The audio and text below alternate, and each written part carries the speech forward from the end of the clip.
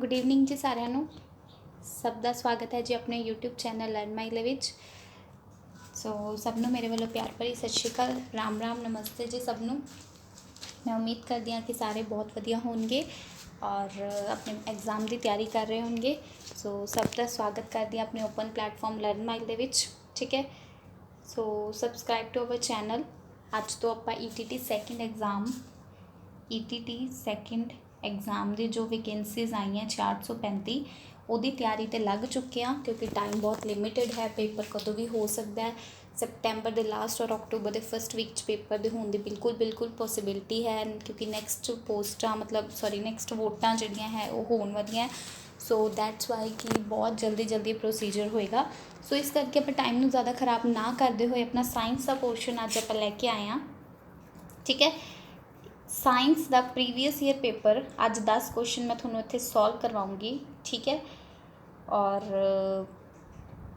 ਆਪਾਂ साइंस करांगे, ठीक है। की करांगे जी साइंस जो प्रीवियस ईयर क्वेश्चन है क्योंकि बहुत लोगों की डिमांड है क्योंकि आंसर की तो आप चैक कर लें लेकिन अपनों हजे भी उनका क्लैरिटी नहीं होंगी होता, ठीक है। सो अगर तुम ETT सैकेंड पेपर वास्ते जो है नोट्स PDF वगैरह चाहते हो तो WhatsApp ग्रुप ऐड हो जाओ, टैलीग्राम भी ऐड हो जाओ। अगर तुम फस्ट टाइम साढ़े चैनल पर विजिट कर रहे हो तो सबसक्राइब कर दियो जी। पहला आ जाने अपने को ये बाईलिंगुअल सैशन रहने वाला है। हजे आप प्रीवियस ईयर सॉल्व करते चलेंगे। अगर न्यू सिलेबस आता है तो उस हिसाब नाल आप नवे सिलेबस बारे डिस्कस करांगे। फ्री दे विच बैच है यूट्यूब ते जिद्दां ही पहला भी चलदा सी। और दूजी गल अगर सिलेबस उही रहिंदा है फिर आप उस हिसाब नाल अपनी तैयारी जिहड़ी है वो जारी रखांगे, ठीक है।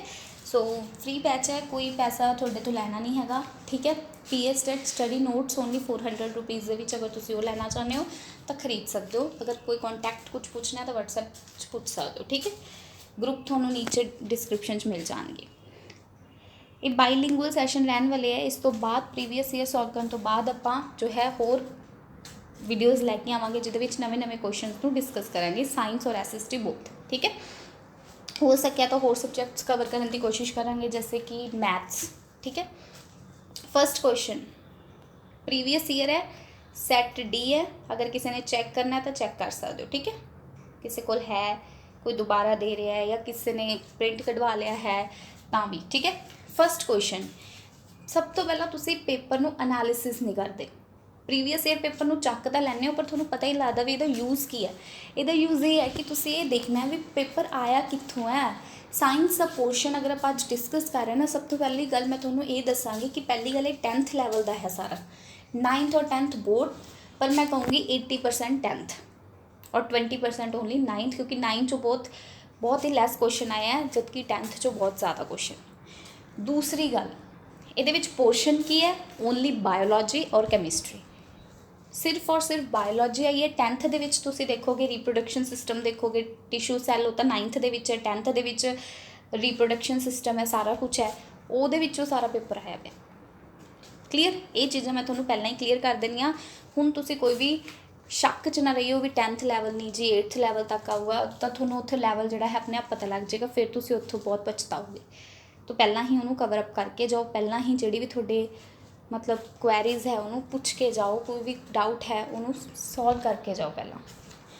फर्स्ट क्वेश्चन क्योंकि लैवल बहुत ज़्यादा हाई है, ठीक है। किसी के बस की गल है नहीं इन्ना औखा पेपर सॉल्व करना, ठीक है। पर तुसी सॉल्व करना है, तैयारी करनी है, प्रैक्टिस करनी है, ठीक है। सब तो पहला क्वेश्चन है one of the following does not have a nucleus. इन्हां विचों एक सैल का जिहड़ा है न्यूक्लियस नहीं हुंदा। दिस वन इज़ किहड़ा इहो जिहा सैल है जिहदे विच न्यूक्लियस नहीं हुंदा। ये बायोलॉजी चो क्वेश्चन है कि वो RBC है मतलब रैड ब्लड सैल है, वाइट ब्लड सैल है, गार्ड सैल है या एपीडर्मल सैल है। हुण ये जिहड़ा है ये की है लाल खून सैल मीनस RBC है, रैड ब्लड सैल है। क्लीयर, ठीक है। जिहदे विच न्यूक्लियस नहीं हुंदा वो की है RBC, ठीक है। जिहदे डिस्कशन करने की जरूरत हुई मैं डिस्कस करवाऊँगी पर जिहड़े फैक्चुअल होए फैक्चुअल ही आप चलन देंगे।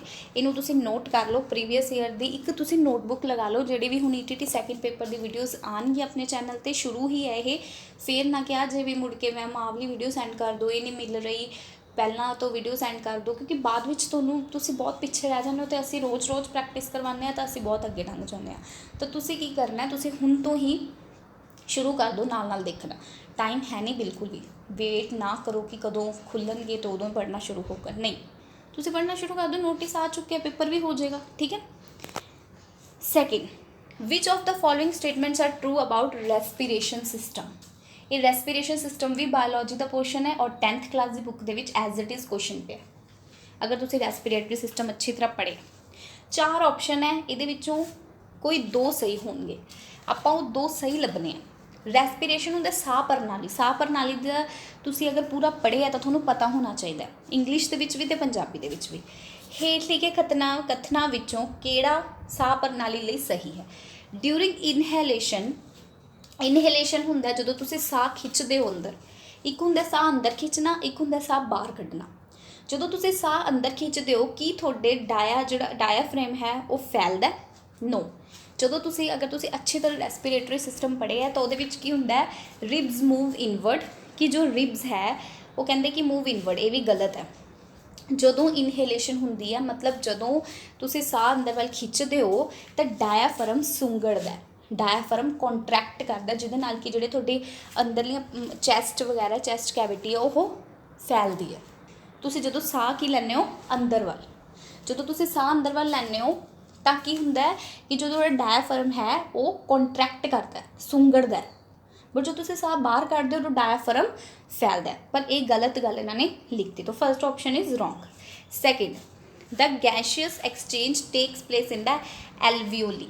ਯੈਸ, ਜੋ ਤੁਹਾਡੀ ਗੈਸਿਸ ਦੇ ਆਦਾਨ ਪ੍ਰਦਾਨ ਹੁੰਦਾ, ਆਕਸੀਜਨ ਔਰ ਕਾਰਬਨ ਡਾਈਆਕਸਾਈਡ, ਤੁਸੀਂ ਆਕਸੀਜਨ ਲੈਂਦੇ ਹੋ, ਕਾਰਬਨ ਡਾਈਆਕਸਾਈਡ ਛੱਡਦੇ ਹੋ, ਉਹੀ ਪਲਾਂਟਸ ਜਿਹੜੇ ਕਾਰਬਨ ਡਾਈਆਕਸਾਈਡ ਲੈਂਦੇ ਔਰ ਆਕਸੀਜਨ ਛੱਡਦੇ ਆ, ਉਹ ਜਿਹੜੇ ਗੈਸਾਂ ਦੀ ਆਦਾਨ ਪ੍ਰਦਾਨ ਹੈ, ਐਕਸਚੇਂਜ ਆਫਰ ਜੋ ਹੈ ਉਹ ਐਲਵੀਓਲੀ 'ਚ ਹੀ ਹੁੰਦਾ, ਮਤਲਬ ਆਪਣੀ ਕੋਸ਼ਿਕਾ ਤੰਤਰ ਉਹਨੂੰ ਬੋਲਦੇ ਆ, ਤਾਂ ਐਲਵੀਓਲੀ 'ਚ ਹੁੰਦਾ, ਇਹ ਬਿਲਕੁਲ ਸਹੀ ਹੈ। Third, haemoglobin has greater affinity for carbon dioxide and oxygen. कि हीमोग्लोबिन की ऑक्सीजन नालों कार्बन डाइऑक्साइड नाल ज़्यादा नेड़ता होंदी है? नो, गलत।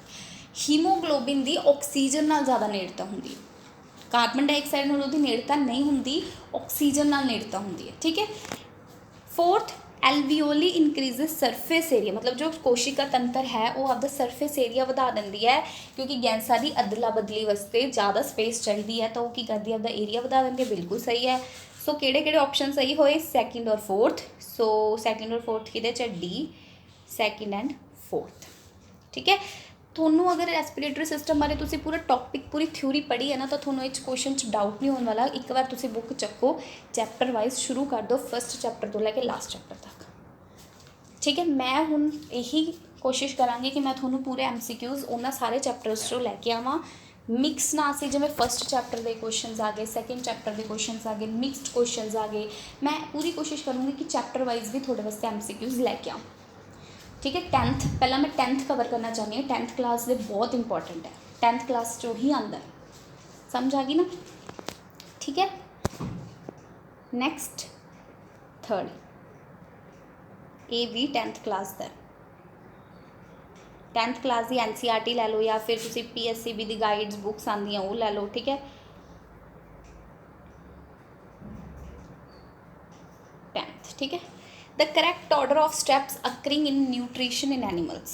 जो न्यूट्रिशन इन एनिमल्स की जानवरों में न्यूट्रिशन किवें हुंदी है सही क्रम दे विच? देखो किवें हुंदी है, ਇਹਦਾ प्रोसैस की है, फैक्चुअल है क्वेश्चन। सी जिहड़ा है राइट ऑप्शन है। सब तो पहला हुंदी इंजैशन। इंजैशन की हुंदा है जदों तुसी फूड नूं खांदे हो, तुसी माउथ दे विच लै लिया फूड, इनटेक कर लिया फूड, दैन हुंदा डाइजेशन, फिर तुसी डाइजैसट कर रहे हो, मतलब उस मटीरीयल नूं जो तुसी खा रहे हो, उस कॉम्पलैक्स नूं तुसी स्मॉलर क्वांटिटी दे विच, स्मॉलर सबसटांसिस दे विच ब्रेक डाउन कर लिया, उसका मतलब उन्होंने तोड़ लिया, मतलब एक पूरी रोटी है तुसी उन्होंने छोटे छोटे पीसिस दे विच कट कर लिया, वो की है डाइजेशन। Then absorption. एब्जॉर्प्शन की हुंदा है, तुसी उन्होंने की कर रहे हो, अंदर लैके जा रहे हो, ठीक है, तुसी उन्होंने की कर रहे हो, अंदर तक लैके जा रहे हो अपना जो खादा फूड। फिर एसीमिलेशन। एसीमिलेशन हुंदा है, एसीमिलेशन की हुंदा है कि जो तुसी फूड खादा है ਉਹਦੀ ਕਿੱਥੇ ਕਿੱਥੇ ਜ਼ਰੂਰਤ ਹੈ। ਮਤਲਬ ਜਿਵੇਂ ਆਪਾਂ ਕਹਿ ਲਈਏ ਕਿ ਜੋ ਅਮੀਨੋ ਐਸਿਡਸ ਹੈ ਉਹ ਪ੍ਰੋਟੀਨ ਬਣਾਉਂਦੇ ਆ, ਠੀਕ ਹੈ। ਜੋ ਤੁਹਾਡੇ ਅੰਦਰ ਐਸਿਡ ਜਾਣਗੇ, ਅਮੀਨੋ ਐਸਿਡ ਜਾਣਗੇ, ਉਹ ਪ੍ਰੋਟੀਨ ਬਣਾਉਣ ਵਿੱਚ ਯੂਜ਼ ਹੋਣਗੇ। ਗਲੂਕੋਜ਼ ਦੀ ਕਿਹਦੇ ਵਿੱਚ ਜ਼ਰੂਰਤ ਹੁੰਦੀ ਹੈ? ਰੈਸਪੀਰੇਟਰੀ ਸਿਸਟਮ ਦੇ ਵਿੱਚ, ਕਿਉਂਕਿ ਉਹਨੇ ਊਰਜਾ ਦੇਣੀ ਹੁੰਦੀ ਹੈ, ਉਹਨੇ ਤੁਹਾਨੂੰ ਐਨਰਜੀ ਦੇਣੀ ਹੁੰਦੀ ਹੈ। ਉਸੇ ਤਰ੍ਹਾਂ ਹੀ ਅਲੱਗ-ਅਲੱਗ ਫੂਡਸ ਦਾ ਅਲੱਗ-ਅਲੱਗ ਥਾਂ 'ਤੇ ਕੰਮ ਹੈ, ਤਾਂ ਤੁਸੀਂ ਉਹ ਫੂਡ ਨੂੰ ਉਹਦੀ ਸਹੀ ਜਗ੍ਹਾ 'ਤੇ ਪਹੁੰਚਾਉਣਾ ਜਿੱਥੇ ਉਹਦਾ ਕੰਮ ਹੈ। That is called assimilation in nutrition, ਠੀਕ ਹੈ। ਦੈਨ ਇਜੈਸ਼ਨ, ਮਤਲਬ ਦੈਨ ਤੁਸੀਂ ਜੋ ਖਾਧਾ, ਜੋ ਤੁਹਾਡਾ ਫਾਲਤੂ ਦੇ ਜੋ ਫੋਕਟ ਪਦਾਰਥ ਹੈ ਉਹਨਾਂ ਨੂੰ, ਵੇਸਟੇਜ ਨੂੰ ਤੁਸੀਂ ਬਾਹਰ ਕੱਢਣਾ। ਇਹ ਸਾਰਾ ਪ੍ਰੋਸੈਸ ਹੁੰਦਾ ਹੈ ਐਨੀਮਲਸ ਦੇ ਵਿੱਚ। ਇਹ ਸਟੈਪ ਹੈ, ਸਭ ਤੋਂ ਪਹਿਲਾਂ ਇੰਜੈਸ਼ਨ ਹੁੰਦਾ ਹੈ, ਫਿਰ ਡਾਈਜੈਸ਼ਨ ਹੁੰਦਾ ਹੈ, ਫਿਰ ਐਬਜ਼ੌਰਪਸ਼ਨ ਹੁੰਦੀ ਹੈ, ਫਿਰ ਐਸੀਮੀਲੇਸ਼ਨ ਹੁੰਦੀ ਹੈ, ਐਂਡ ਦੈਨ ਇਜੈਸ਼ਨ ਹੁੰਦਾ ਹੈ। ਸਮਝ ਆ ਗਈ? ਇੱਦਾਂ ਨਹੀਂ ਹੁੰਦਾ ਕਿ ਪਹਿਲਾਂ ਇੰਜੈਸ਼ਨ ਔਰ ਐਬਜ਼ੌਰਪਸ਼ਨ ਪਹਿਲਾਂ ਆ ਜਾਏ, ਪਰ ਤੁਸੀਂ ਡਾਈਜੈਸਟ ਹੀ ਨਹੀਂ ਕੀਤਾ, ਉਹਨੂੰ ਬ੍ਰੇਕ ਡਾਊਨ ਹੀ ਨਹੀਂ ਕੀਤਾ ਛੋਟੇ ਪਾਰਟਸ ਦੇ ਵਿੱਚ, ਫਿਰ ਤੁਸੀਂ ਪਹਿਲਾਂ ਐਬਜ਼ੌਰਬ ਕਿਵੇਂ ਕਰ ਲਿਆ? ਤੁਸੀਂ ਉਹੀ ਸੋਲਿਡ ਕੰਪਲੈਕਸ ਕੁਆਂਟਿਟੀ ਨੂੰ ਸਿੱਧਾ ਐਬਜ਼ੌਰਬ ਕਰ ਗਏ? ਨਹੀਂ, ਪਹਿਲਾਂ ਉਹਨੂੰ ਬ੍ਰੇਕ ਡਾਊਨ ਕਰੋਗੇ, ਠੀਕ ਹੈ। ਫਿਰ ਉਹ ਕਹਿੰਦੇ ਐਸੀਮੀਲੇਸ਼ਨ, ਪਹਿਲਾਂ ਐਬਜ਼ੌਰਪਸ਼ਨ ਹੁੰਦੀ ਹੈ, ਫਿਰ ਐਸੀਮੀਲੇਸ਼ਨ ਹੁੰਦੀ ਹੈ। ਇਹ ਹੈ ਕ੍ਰਮ ਕਿ ਜੋ ਨਿਊਟ੍ਰੀਸ਼ਨ ਮੀਨਸ ਭੋਜਨ ਪਦਾਰਥਾਂ ਦਾ ਜਾਨਵਰਾਂ ਦੇ ਵਿੱਚ ਕੀ ਕ੍ਰਮ ਹੈ, ਠੀਕ ਹੈ।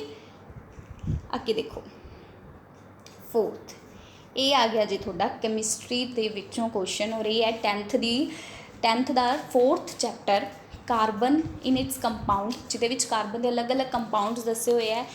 ਤੁਹਾਨੂੰ ਕਾਰਬਨ ਐਂਡ ਇਨ ਕੰਪਾਊਂਡਸ ਮੈਂ ਪੂਰਾ ਚੈਪਟਰ ਕਰਵਾਉਂਗੀ ਇੱਕ ਦਿਨ ਸਾਇੰਸ ਦਾ, ਜਿਹਦੇ ਵਿੱਚ ਮੈਂ ਤੁਹਾਨੂੰ ਦੱਸੂੰਗੀ what is saturated hydrocarbon and what is unsaturated hydrocarbon. ਬਹੁਤ ਇੰਪੋਰਟੈਂਟ ਹੈ, ਬਹੁਤ ਵਾਰ ਆਉਂਦਾ ਕੁਐਸਚਨ, ਅਤੇ ਇਸ ਵਾਰ ਵੀ ਪੁੱਛਿਆ ਜਾਏਗਾ। ਸਭ ਤੋਂ ਪਹਿਲਾਂ ਈਸਟਰ ਕੀ ਹੁੰਦਾ? ਤੁਹਾਡੇ ਤੋਂ ਮੋਲੀਕੂਲਰ ਫਾਰਮੂਲਾ ਪੁੱਛ ਲਿਆ, ਇਥਾਈਲ ਬਿਊਟਾਨੋਇਟ ਈਸਟਰ, ਤੁਹਾਨੂੰ ਪਤਾ ਹੀ ਨਹੀਂ ਈਸਟਰ ਕੀ ਹੁੰਦਾ। ਇਹ ਆਇਆ ਹੋਇਆ ਕੁਐਸਚਨ, ਪਿਛਲੇ ਸਾਲ ਵਾਲਾ ਕੁਐਸਚਨ ਮੈਂ ਚੱਕ ਰਹੀ ਹਾਂ ETT ਸੈਕਿੰਡ ਪੇਪਰ ਦਾ, ਔਰ ਜਰਨਲ ਪਾਰਟ ਆਪਾਂ ਕਰ ਰਹੇ ਹਾਂ ਸਾਇੰਸ ਵਾਲਾ, ਜਰਨਲ ਸਾਇੰਸ। ਬਹੁਤ ਡਿਫਿਕਲਟ ਸੀ, ਸਾਰਿਆਂ ਦੇ ਮੂੰਹੋਂ ਮੈਂ ਇਹੀ ਸੁਣਿਆ ਕਿ ਬਹੁਤ ਡਿਫਿਕਲਟ ਸੀ, ਬਹੁਤ ਜ਼ਿਆਦਾ, ਸਾਇੰਸ ਖਾਸ ਕਰ।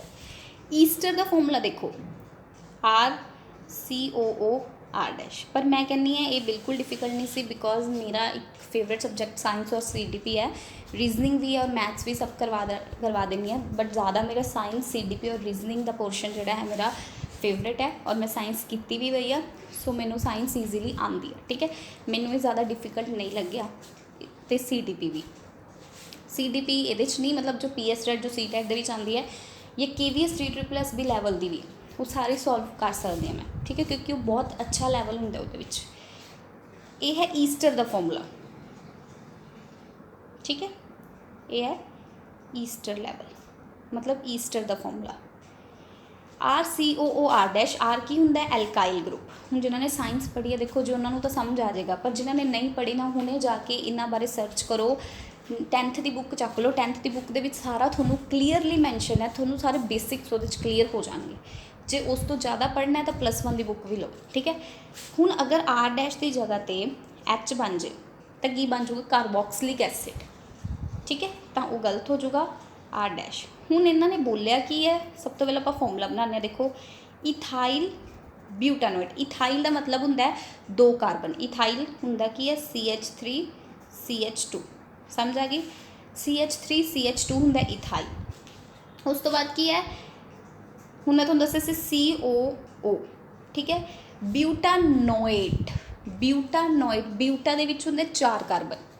ਮੈਂ ਤੁਹਾਨੂੰ ਪੂਰਾ ਚੈਪਟਰ ਹੀ ਕਰਵਾਉਂਗੀ ਤਾਂ ਕਿ ਤੁਹਾਨੂੰ ਕੋਈ ਡਾਊਟ ਨਾ ਰਹਿ ਜਾਏ। ਹੁਣ ਇੱਦਾਂ MCQ ਸੋਲਵ ਕਰਨ 'ਚ ਕਈਆਂ ਨੂੰ ਪ੍ਰੋਬਲਮ ਹੋਏਗੀ, ਕਈਆਂ ਨੂੰ ਸਮਝ ਨਹੀਂ ਆਏਗਾ, ਪਰ ਮੈਂ ਜ਼ਰੂਰ ਜਿਹੜਾ ਹੈ ਇਹ ਚੈਪਟਰ ਤੁਹਾਨੂੰ ਪੂਰਾ ਕਰਵਾਉਂਗੀ, ਪੱਕਾ, ਠੀਕ ਹੈ, ਕਿਉਂਕਿ ਇਹ ਚੈਪਟਰ ਆਉਂਦਾ ETT ਸੈਕਿੰਡ ਪੇਪਰ ਦੇ ਵਿੱਚ, ਠੀਕ ਹੈ ਜੀ।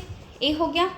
ਹੁਣ ਬਿਊਟਾਨੋਇਟ 'ਚ 4 ਕਾਰਬਨ ਹੁੰਦੇ ਆ, ਪਰ ਆਲਰੇਡੀ ਇਸ ਫਾਰਮੂਲੇ ਦੇ ਵਿੱਚ 1 ਕਾਰਬਨ ਪ੍ਰੈਜ਼ੈਂਟ ਹੈ, ਤਾਂ 3 ਕਾਰਬਨ ਲਵਾਂਗੇ, ਜਿਵੇਂ CH2 ਔਰ CH3। ਇਹ ਕਾਰਬਨ ਦੀ ਵੈਲੈਂਸੀ 4 ਹੁੰਦੀ ਹੈ, ਤਾਂ ਕਾਰਬਨ ਟੋਟਲ 4 ਬੌਂਡ ਬਣਾ ਸਕਦਾ ਹੈ, ਠੀਕ ਹੈ। ਇਹ ਫਾਰਮੂਲਾ। ਹੁਣ ਇਸ ਫਾਰਮੂਲੇ ਤੋਂ ਤੁਸੀਂ ਜੱਜ ਕਰ ਲਓ ਕਿੰਨੇ ਕਾਰਬਨ ਕਿੰਨੇ ਹਾਈਡਰੋਜਨ ਬਣੇ, ਠੀਕ ਹੈ। ਦੇਖੋ ਕਾਰਬਨ ਕਿੰਨੇ, 1 2 3 4 5 6 ਕਾਰਬਨ ਬਣ ਗਏ, ਤਾਂ 6 ਕਾਰਬਨ ਵਾਲਾ ਤਾਂ ਇੱਕੋ ਹੀ ਆਪਸ਼ਨ ਹੈ, ਤਾਂ B is the right option. ਇਹ ਹੈ ਜੀ ਇਥਾਈਲ ਬਿਊਟਾਨੋਇਟ ਈਸਟਰ। ਸਭ ਤੋਂ ਪਹਿਲਾਂ ਮੈਂ ਤੁਹਾਨੂੰ ਥੋੜੀ ਬੇਸਿਕ ਜਿਹੀ ਜਾਣਕਾਰੀ ਦੇ ਦਾਂ ਕਾਰਬਨ ਐਂਡ ਕੰਪਾਊਂਡਸ ਬਾਰੇ। ਕੈਮਿਸਟਰੀ ਦਾ ਇੱਕ ਪੋਰਸ਼ਨ ਹੈ, ਪਹਿਲਾਂ ਆਪਾਂ ਬਾਇਓਲੋਜੀ ਕਰ ਰਹੇ ਸੀ, ਹੁਣ ਕੈਮਿਸਟਰੀ ਹੈ। ਸਿੰਗਲ ਬੌਂਡ ਹੈ, ਇਹਨੂੰ ਬੋਲਦੇ ਆ ਐਲਕੇਨ। ਤੇ ਇਹ ਹੁੰਦਾ ਸੈਚੂਰੇਟਡ ਹਾਈਡਰੋਕਾਰਬਨ। ਸੈਚੂਰੇਟਡ ਹਾਈਡਰੋਕਾਰਬਨ। अगर इत्थे चार बॉन्ड बना सकता कार्बन, एक बॉन्ड तो वो कार्बन नाल बना रहा है, बाकी 3 रह गए, तीनों किहदे नाल बना लेगा एच दे नाल। इधर भी 3 बॉन्ड एच नाल, ये की बन जाएगा दसो C2H6, जिन्हों की बोलते ईथेन। ईथेन कल्ला कार्बन बनाता है, वो की होंगे मीथेन। इन्हों का अलग अलग नाम है, जिवें कार्बन 4 बॉन्ड बना सकता है, ठीक है, एच एच एच एच की बन गया मीथेन। क्लीयर। अगर एक कार्बन हो मीथेन, 2 कार्बन हो ईथेन, 3 कार्बन हो प्रोपेन, 4 हो ब्यूटेन, 5 हो पेंटेन, 6 हो हेक्सेन। समझ आ गई।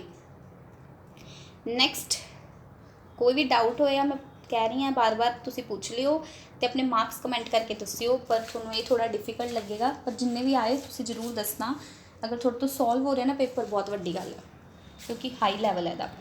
विच of the following burns by producing a yellow luminous flame. 5th question देखो, हेठां लिखियां विचों किहड़ा येलो ल्यूमिनस फ्लेम द्वारा बलदा है। मतलब इन्हां विचों आपां किहड़ा किहनूं जलाइए कि येलो ल्यूमिनस फ्लेम बन जाए, वो है वैक्स, मोम। तुसी मोम नूं जलाओ, मोम पूरी तरह नहीं जलदा, पर जदों मोम कंबशन करदा तो उदों एक येलो ल्यूमिनस फ्लेम बनदी है। तुहानूं तो बहुत वधिया पता होना चाहिए, तो बहुत वधिया एग्जाम्पल की है मोमबत्ती। मोमबत्ती नूं तुसीं जलाओ, येलो फ्लेम नहीं बनती। जो तुसीं जलाने जोत वगैरह करते हो तो एक येलो ल्यूमिनस फ्लेम बनती है, पूरी तरह नहीं जलता, मोम ही होंदा। जो मोम नूं तुसीं जलाने हो पूरी तरह नहीं जलता, थोड़ा जा जलता है, येलो ल्यूमिनस फ्लेम प्रोड्यूस करता। क्लीयर। कुदरती गैस, कोक, चारकोल, इहो जिहा कुछ भी जिहड़ा है येलो ल्यूमिनस फ्लेम नहीं पैदा करता। Clear. 6th question, previous year नूं एनालिसिस करने की कोशिश करो, तो सॉल्व करने की कोशिश करो, ठीक है। 6th क्वेश्चन भी कैमिस्ट्री चो ही है जी। The hydrocarbon which has alternate single and double bonds arranged in the form of ring. Alternate single ते डबल बॉन्ड होण, पर किहदे फॉर्म दे विच होण, रिंग दी फॉर्म दे विच होण। रिंग दी फॉर्म दे विच मतलब ये वाला अल्टरनेट सिंगल ते डबल बॉन्ड, एक इनू छड्ड के ऐदा, इनू की बोलते हैं बेंजीन। अगर किसी ने साइंस पढ़ी है तो बहुत अच्छी तरीके नाल जानदा ही है बेंजीन का फॉर्मूला होंदा C6H6। तो ये रिंग की फॉर्म दे विच भी हुंदा है, ठीक है, तो ये हुंदा दा फॉर्मूला C6H6। ब्यूटीन, ब्यूटीन दे विच ब्यूटीन हुंदा कि देखो 4 कार्बन हुंदे ब्यूटीन दे विच, तुसीं 4 कार्बन लगा लो। क्या है ब्यूटीन, ब्यूटीन ईन कदों बनती है, डबल बॉन्ड होंदे, ठीक है, इत्थे डबल बॉन्ड लगा लो H2H, ठीक है। अगर तुम इत्थे डबल बॉन्ड लगाओगे फिर तो गलत हो जाएगा ना, तो दैन इत्थे लगा लो, ठीक है, CH ते CH2, ठीक है। ये हुंदा है ब्यूटीन, है तो इत्थे अल्टरनेट डबल ते सिंगल बॉन्ड, बट ये रिंग की फॉर्म दे विच प्रेजेंट नहीं है। हैक्सीन, हैक्सीन की हुंदा C6, हैक्सीन मतलब कार्बन जिहड़े 6 होने चाहिए, उहदे तरीके नाल वो हो जाएगा, पर की है वो फॉर्म जिहड़ा है रिंग दे विच नहीं होएगी। साइक्लोब्यूटीन, बिल्कुल साइक्लोब्यूटीन हो सकता सी, वो साइक्लिक फॉर्म दे विच भी हुंदी है, ऐदा हुंदी है, बिल्कुल बेंजीन की तरह हुंदी है। लेकिन साइक्लोब्यूटीन दे विच की हुंदा है कि अल्टरनेट सिंगल ते डबल बॉन्ड्स नहीं हुंदे, बस इक्को ही होएगा। अगर साइक्लोब्यूटीन है तो सिर्फ एक थां ते ही डबल बॉन्ड शो होएगा। समझ आ गई, इन्ना क्लीयर, ठीक है। हुण ये रिंग बनती किवें बेंजीन, सी कार्बन, ये ना थोड़ा जा